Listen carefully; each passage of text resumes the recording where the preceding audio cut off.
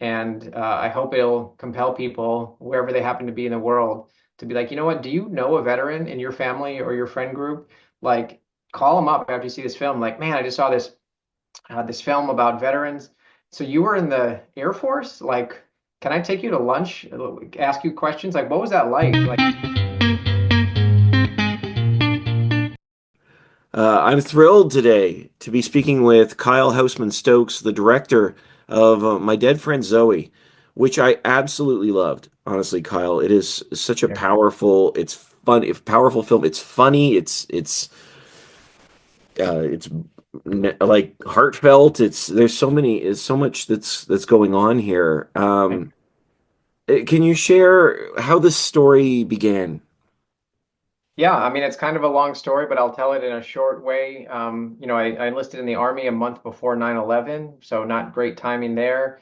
I served 3 years as a paratrooper, and at the end of my 3 year enlistment, it was time for me to get out, and I had plans to go to college, but we got stop lost, which means that's the military saying you can't leave. You got to go to war because, we were at war in 2004. And so I thought, it was just a very scary time. But I got a call to my colonel's office, which was differently scary because you're in big trouble usually if you have to go to the commander's office. And he said, Sergeant, I've seen your films.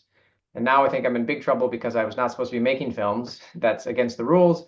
But I was, and I was cutting together these action videos of our training, of our tank battles, our jungle warfare, our helicopter jumps. And, it's because I've always been a filmmaker and that was my outlet. And he had seen those. And so now he tells me, I think you were meant for something different than going to war right now. So he told me, I've made arrangements for you and only you out of the whole 1,000-person battalion to get an exemption from the stop loss. And the way that you're going to pay it back by not deploying with your battle buddies is you're going to find the best film school in the world. You're going to hone your craft and you're going to tell the soldier story. So it's just a hell of a charge from him.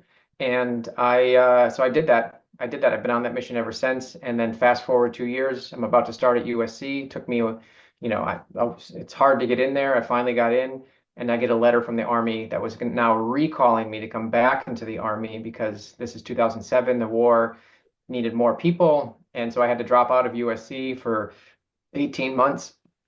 I deployed to Iraq. Totally surreal. Some of the worst experiences of my life, some of the best experiences of my life, some of the best friends I've ever made, and that's what this film is about in part. That's where I met those people. Wow. Yeah, Like, and like you said, what an incredible charge. Like,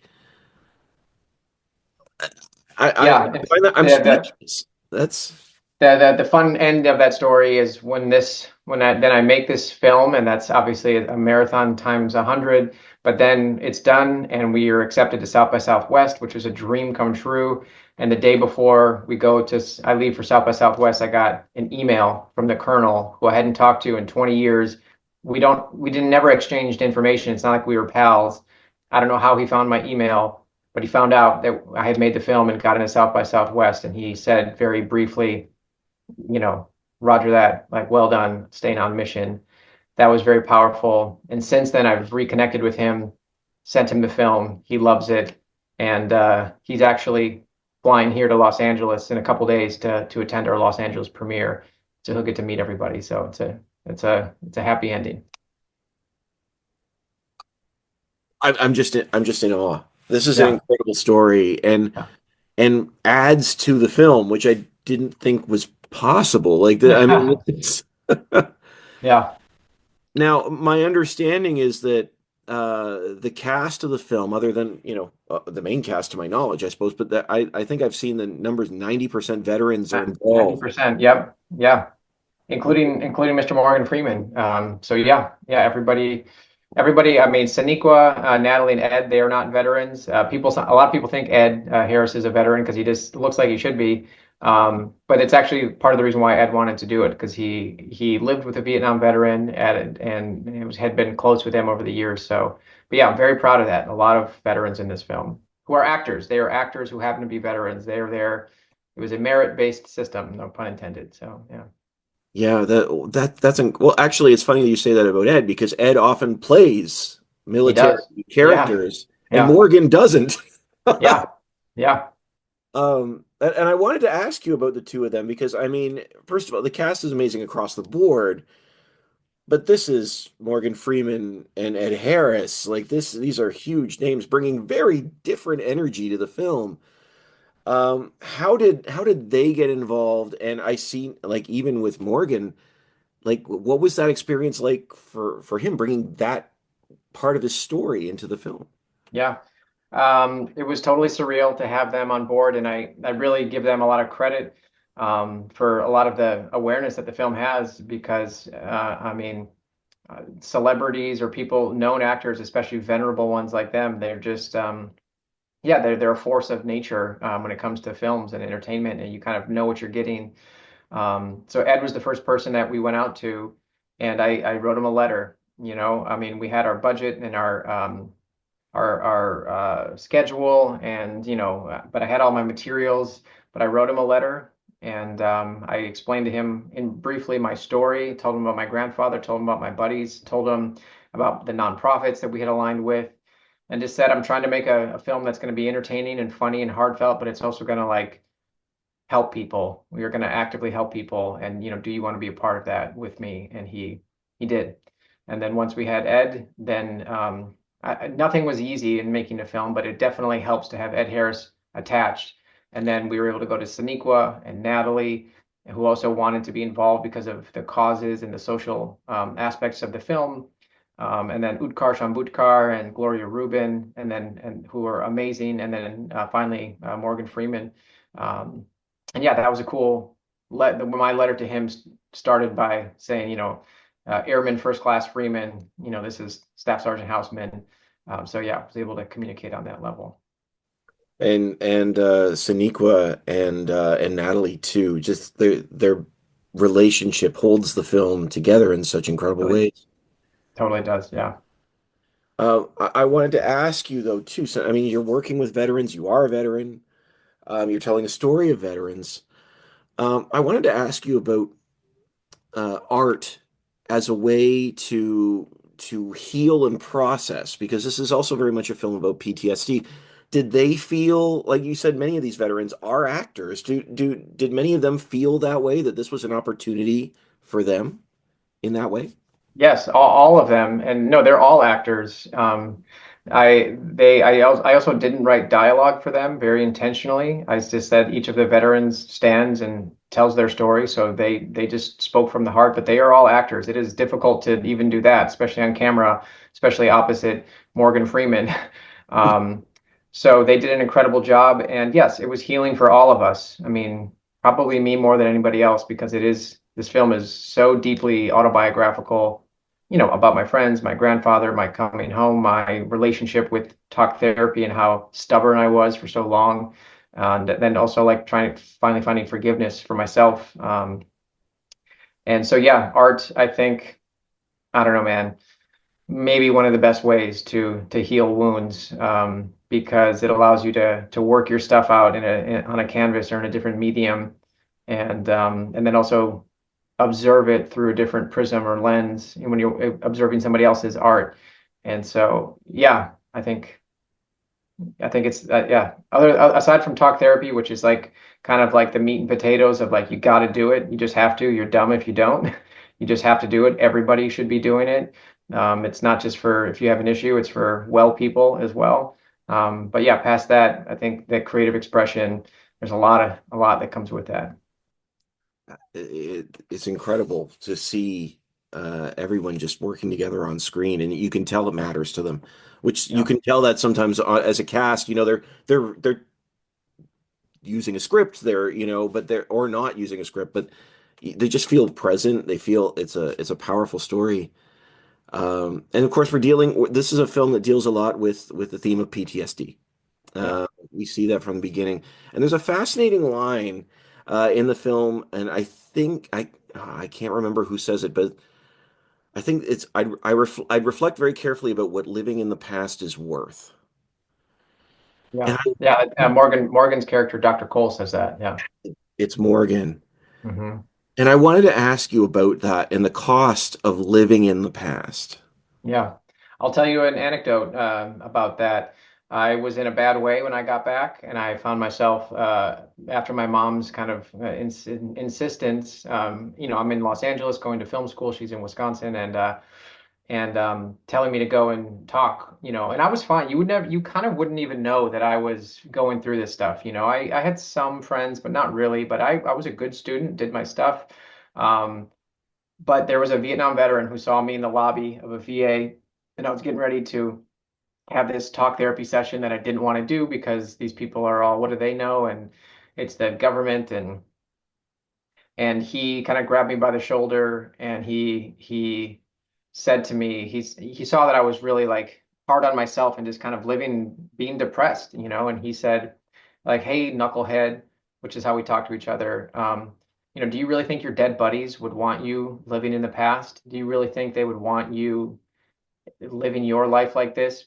You're here still. You get to be here still. They're not. So like you owe it to them to have a great life and to laugh and to pursue happiness. And so yeah, I wanted that to come through, not too heavy-handed in the film. I think it's our obligation to remember our loved ones, but to live our life to the fullest. Absolutely. And I mean, we see these characters, and I believe it's Natalie's character is struggling to see life beyond the army. Yep. We Yep. hear these stories. I'm not a veteran. Have never been in the army, but I've heard these stories of veterans who have said they can't see life beyond. Yeah. Uh, and with I know again, without giving any spoilers, I mean, one of the things in the film is dedicated to two of your platoon mates. Yeah. And Yeah. I was wondering for you, as you're telling this story, as you're bringing this film to life, as you're writing this film, what was that experience like to bring a piece of yourself and your platoon mates to life on screen? I mean, it felt terrifying a lot of the time, like, am I living up to doing a good job for everyone? Yeah, it felt very deeply private and personal and vulnerable, but I don't know, coming back to the whole discussion of art, like you really, if you're not just spilling your guts, if you're holding back, people aren't going to resonate with it. And then quite the opposite is true. If you really show your underbelly, people are with you, because everybody can relate to that. So starting with the cast, they were just so receptive and like held the space for me. And then the crew, so many of my crew had, Vietnam veteran father, so and so's brother, my sister. Um, Everybody just helped me kind of get through it, and it was cathartic. It was therapy to make the film, and it still is as we're sharing it with other people. With that having been said, sharing the story with other people, I know you'd said before people have been positive on it, but what has been the response from other veterans or people in the military that have seen your film, or have they? The response is, man, it is. I keep using this word surreal. We have shown this film now. I mean, we premiered at South by Southwest just about a year ago now. It's been a journey, and we won the audience award. So that alone was just incredible to win, not only get into South by Southwest, but win the audience award. And the response has just been um, powerful and massive. I am cornered after every screening by veterans and non-veterans alike, people that say how much they love the film, how they're crying and laughing and telling me a story about their friend or their person, and some very just touching things too. I had a Vietnam veteran say that he's like, I don't talk about it, but I saw your film, and now I'm going to talk about it. Like things like that. It's just it's so powerful, man. It just goes to show that it's just right beneath the surface for so many people, and I just hope a lot of healing can come and a lot of conversation too. I really do hope this film, it's not a Debbie Downer film, it's an uplifting film, and I hope it'll compel people wherever they happen to be in the world to be like, you know what, do you know a veteran in your family or your friend group? Like, call them up after you see this film. Like, man, I just saw this film about veterans. So you were in the Air Force? Like, can I take you to lunch? Ask you questions? Like, what was that like? Like, tell me a funny story. Tell me a sad story. Tell me about your buddies. what did you do? What was your job? Where were you? Like all that stuff. Conversation starter. Veterans want to talk about it. People sometimes ask in the wrong context. So hopefully now after seeing this film, a lot of lunches will happen or a lot of walks will happen and people will get a chance to kind of to understand each other a little bit more deeply. This is an incredibly hopeful film in the mid and very funny. Like, Good. Yes, thank you. Worked hard at that. Yeah. oh man, like that's what I mean. These characters all feel very real, Yeah. and not just having dealt with a trauma, but they just feel like people who are trying to get through the day. Yeah. And it's just a phenomenal film, honestly. Yeah, Uh, no, I appreciate that, and I do want. I hope people know that you are going to laugh in this film. It is a dark comedy, and you're going to laugh, and you'll be surprised at the things you're laughing at, and such is life. So I appreciate that. Absolutely, honestly, Kyle, thank you so much for the time. It really, my dead friend Zoe is wonderful. We're speaking with director Kyle Hausmann-Stokes. Um, Thanks. honestly, thank you. Yeah, no, thank you, Stephen. A message to your viewers. This is an independent film. We made this with Scotch tape and everyday individuals. Legion M is this amazing company owned by fans. A significant portion of this budget was raised by film lovers. They didn't donate, they invested $100, $500. The end credits have got hundreds of names there. We've got people like Travis Kelsey who invested and is an executive producer. But yeah, we are outside the studio system, and so if people want to see more films, original films that are about funny stuff and meaningful stuff, please see it in theaters. February 28th. That's what we need. We need people to see it in theaters, and then we'll get more exposure. But that's my call to action. That's my ask of people to give us your $11 or however much it costs. I promise it'll be worth it. Don't wait for streaming. Absolutely. Yeah. Absolutely. I'm big on theatrical, and this is a film that's worth the time and the money. Yeah, I hope so. I think so too. I think so too. Absolutely. Kyle, thank you so much for the time. Have a great Thank you, day. Steve. Appreciate it, man. Anytime, anytime.